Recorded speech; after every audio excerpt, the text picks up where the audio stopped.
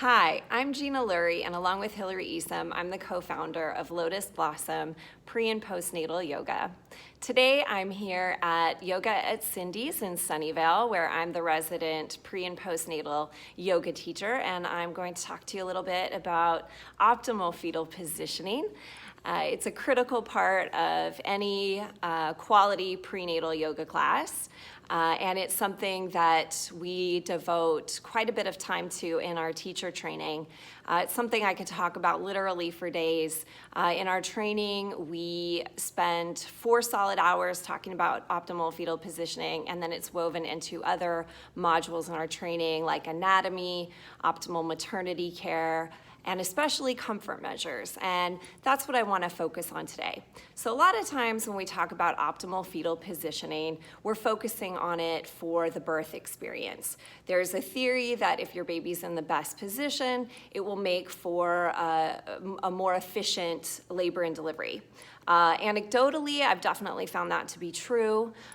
Certainly in talking with many of my friends who are home birth midwives, there still needs to be a lot of research done on it, but that's not why optimal fetal positioning is important to me. It's important to me because what I have found with my students, and this goes on and on and on and seems to be repeated and has been true for years, is that when they do the exercises that promote the baby being in a better position, they have a more comfortable pregnancy. And as a prenatal yoga teacher, I definitely put some emphasis on finding comfort in pregnancy.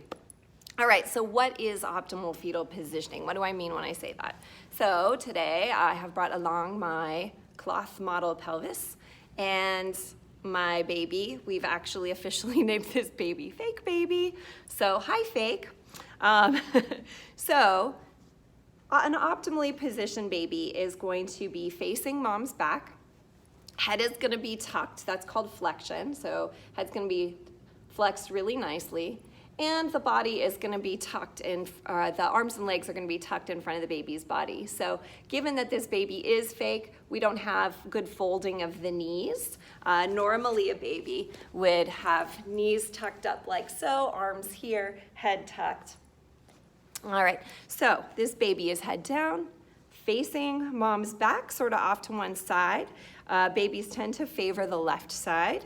And it means that they have a little more space during labor in which to fit through the pelvis and rotate out. In pregnancy, though, when your baby is in that position and when you do things to get the baby in that position, it tends, like I said, to make for a more comforting pregnancy. So there's so many things we can do in yoga in order to benefit that. Cat-cow is a very common thing. Basically pelvic rocking on hands and knees. I don't know if you can see it in this video, but basically this. So it's going to use gravity to get the baby in that better position because the heaviest part of the baby is the head and back down the spine. And when mom is on hands and knees, and especially finding movement on hands and knees, that's going to encourage that baby into that place. Downward facing dog often can bring the baby up out of the pelvis a little bit to give the baby more space to move. And many of the movements we do in yoga class, just movement in general, promoting movement tends to promote better positioning of the baby, as well as optimal alignment. So making sure that you're sitting or standing with ears stacked over shoulders, shoulders stacked over hips, rib cage drawn in. That's better for your back, for your just the overall functioning of your body, but it tends to also promote baby getting into a better position. So these are just a couple of the things we address when we're in a prenatal yoga class. Some days we have a lot of discussion around it because moms are curious. Other times it's just within the movement and a little mention here or there. But it is such a critical part of the practice, and we've had great success with it because so many moms come back to my class and tell me that their back hurts less, their sciatica issues are reduced. that they just overall feel more comfortable. Baby's not squashed up in the ribs anymore. So it's something that I think is really, really important, just to have a more comfortable and joyful pregnancy.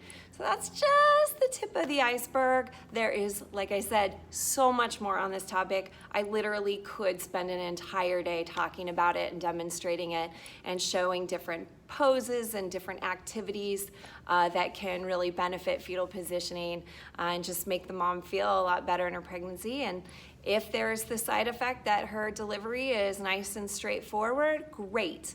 But even if that's not the case, if she has a more comfortable pregnancy, that's just gonna make for a better experience, and that is what I'm here for. So thank you all for listening today, and I look forward to connecting with you. Feel free to reach out if you have any questions. You can reach us at Lotus Blossom Prenatal Yoga at gmail.com, and we look forward to working with you. Thanks so much.